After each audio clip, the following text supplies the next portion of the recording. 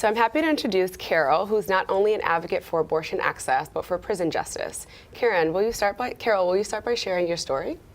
Yes, thank you. Thanks for having me. So I had my abortion back in 1975 in South Carolina. It was legal. I had been being sexually abused by an older cousin, and I didn't really know anything about sex. Or what happened was, in school they gave a health class during the midst of the time I was being abused. And it was in the class they taught us about the reproductive system of the male and the female, and when how sex happened, and when a woman got pregnant, how her period stopped. And it was at that point I realized maybe I'm pregnant. And so I went to the health center and I got a test, and they told me that I was indeed pregnant. And then they told me about options, and they told me I could have the baby and keep it, or I could give it up for adoption, or I could have an abortion. And I asked them what was an abortion. They said, well, you could terminate the pregnancy. And I asked them, what's terminating a pregnancy? And they explained it to me. And when they told me that I could just end it, and I was like, and you mean like it just goes away? And they're like, yes. And at the time I thought I was terrified, first of all, because I was being raised by my grandmother and my grandfather. And my grandfather was this authoritative alcoholic. You know, we were still being beaten.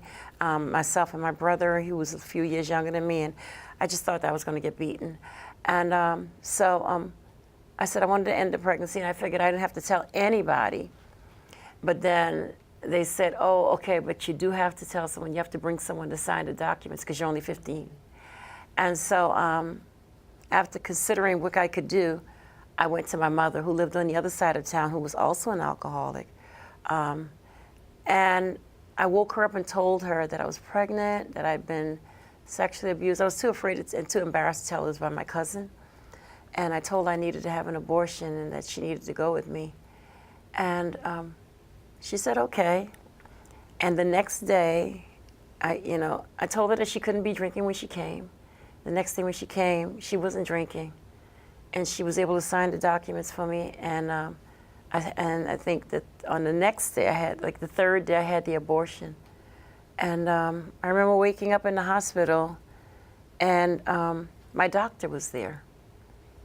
And he said, do you know who I am? And I said, yes, because I was so groggy. And he said, who am I? I said, Dr. Still. And he asked me, why didn't I come to him? And I just started crying. I told him I was too ashamed. And, I got out of the hospital later that day, and I went home, like everything was okay. And I was so happy, so happy that my mom was there for me. I felt like she was really there for me, even though she hadn't been for me at earlier times in my life. But a couple of days later, she started drinking again, and she got afraid that someone would find out and would tell my grandparents, and she'd be in trouble. So she came over and she told them. And I remember how stigmatized, ashamed, embarrassed, betrayed I felt. And it was just really very painful. And because other people in the family found out, my grandmother called other people, like my aunts, and then my cousins found out. And I remember even approaching my cousin and telling him, what he'd done to me.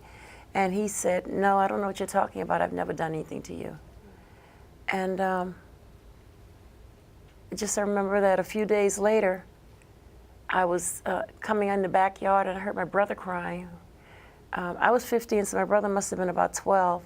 And I heard him crying behind the dog cage. And when I went and looked in the dog cage, my cousin was sodomizing him.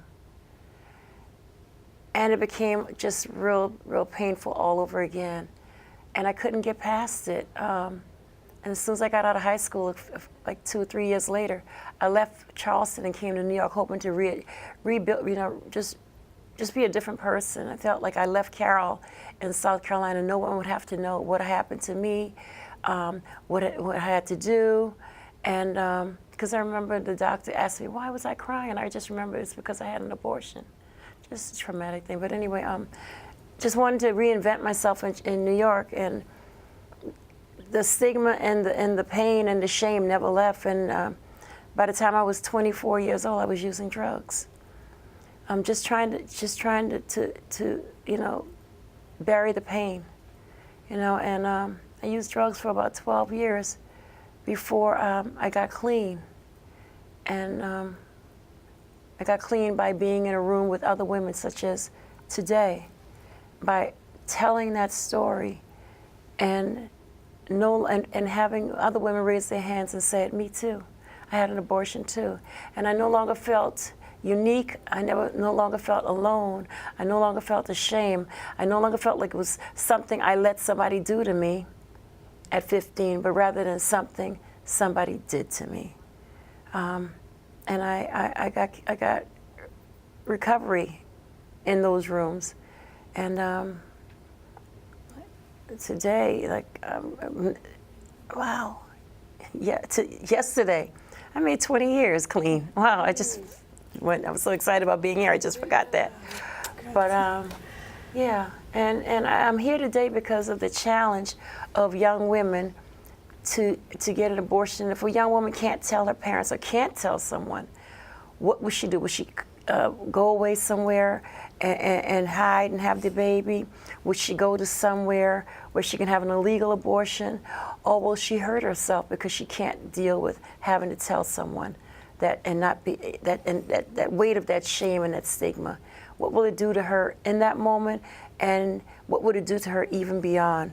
Like for me, long after the abortion was done, I still couldn't get past it, and like what I say, I mashed up my life, you know, with drugs, just trying to bury it. And women shouldn't have to go through that. It should be a free medical, legal procedure that one has when something like that does happen to them, where they had no choice. I had no choice. I was 15 years old. My cousin was 2 or 3 years older than me. He hadn't been violating me that way. And I didn't, like I said, I didn't even know what sex was, you know. Thank you. Yeah, thank you so much for sharing that with us, Carole. I appreciate that.